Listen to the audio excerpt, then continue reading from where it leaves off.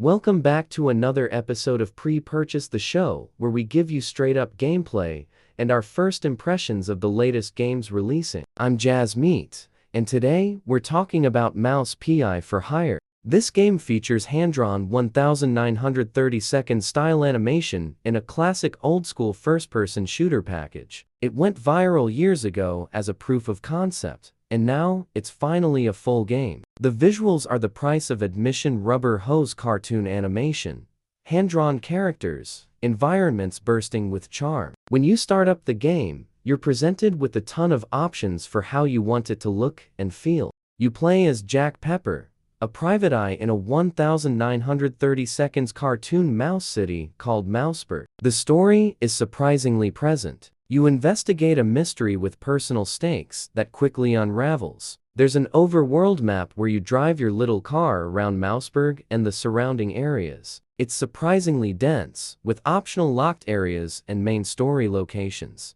So, how does it play? It's a very simple, straightforward old-school first-person shooter. Surprisingly zippy, fast-paced. People have been calling it a boomer shooter.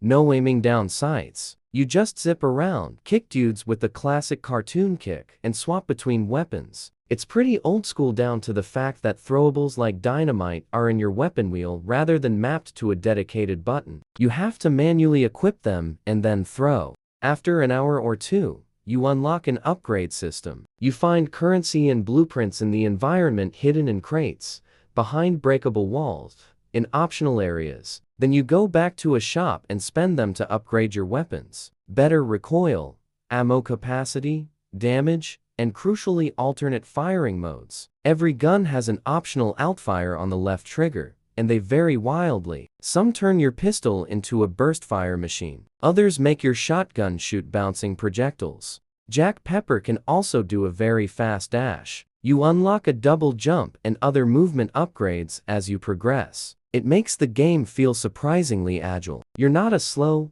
clunky detective, you're a nimble cartoon mouse who can outmaneuver gangsters with ease. That said, hit detection and hit feedback aren't really there. Enemies don't react much when you shoot them, no flinch or stagger. The environments are usually pretty big and multi-layered, with alternate routes and plenty of secrets, currency, ammo, health, blueprints, and baseball card collectibles. Unfortunately, the levels themselves, aside from the big set-piece rooms, often lack the distinct flavor of the rest of the game. You end up wandering through generic corridors, and it's less satisfying. There are also occasional puzzles. In terms of challenge, the game gets surprisingly difficult. 3 difficulty modes: normal, hard. I stuck with normal. The first few hours were fine, but then the challenge ramped up nicely. I'm playing with a controller, but this honestly feels more like a keyboard-and-mouse game. Enemy firing patterns, movement speed, the way you need to strafe and circle. There are a lot of bosses, and many of them box you into a pretty small arena.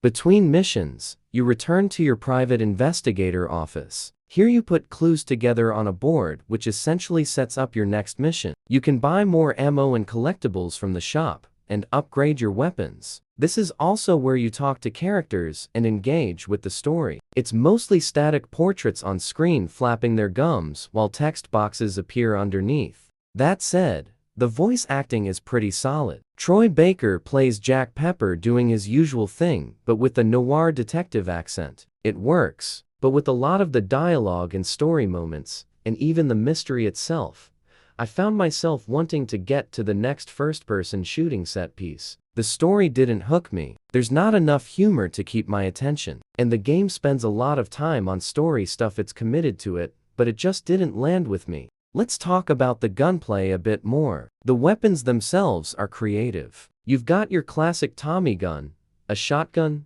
dual pistols, a sniper rifle, and even some weirder stuff: a zap gun that electrocutes enemies, a harpoon launcher that pins them to walls. The outfire modes add a lot. One shotgun's outfire turns it into a grenade launcher. A pistol's outfire gives you a charged shot that penetrates multiple enemies. Exploration is genuinely rewarding. Every level has hidden rooms that require you to break walls, find switches, or use your movement abilities to reach high ledges. You find baseball cards of famous cartoon characters, a fun collectible. You find blueprints for weapon upgrades that you might have missed. And you find extra currency to spend at the shop. I spent a lot of time backtracking through levels I'd already beaten, just to see what I missed.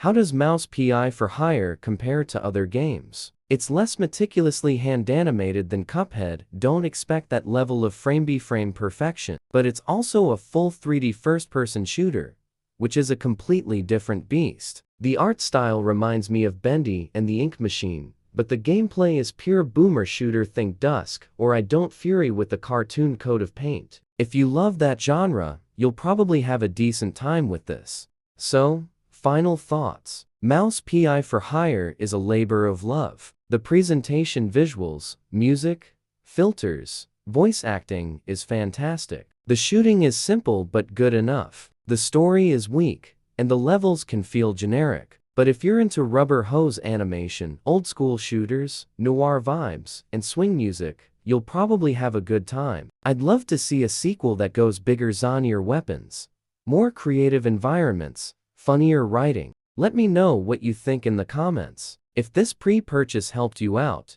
hit that like button. Thanks for watching, and we'll see you next time.